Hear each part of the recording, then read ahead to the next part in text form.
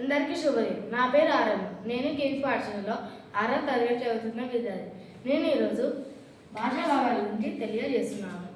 భాషా భాగాలు 5 రకాలు: నామవాచకం, సర్వనామం, విశేషణం, క్రియ, అవేవి. నామవాచకం పేర్లను తెలియజేసే పదాలను నామవాచకం అంటారు. ఉదాహరణ: రామయ్య, తోట, చెట్లు మొదలైనవి. సర్వనామం నామవాచకం బదులుగా వాడే పదాలను సర్వనామం అంటారు. ఉదాహరణ: వాడు, ఈమె, నేను మొదలైనవి. విశేషణం నామవాచకం సర్వనామం యొక్క గుణాన్ని తెలిపే పదాలను విశేషణం అంటారు. ఉదాహరణ: అవి ఎర్ర గులాబీలు, ఇది పెద్ద సూట్ కేసు.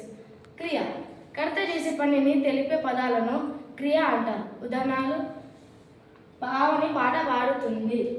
అవే లింగ వచన విభక్తుల చేత మార్పు చెందని పదాలను అవ్యయం అంటారు.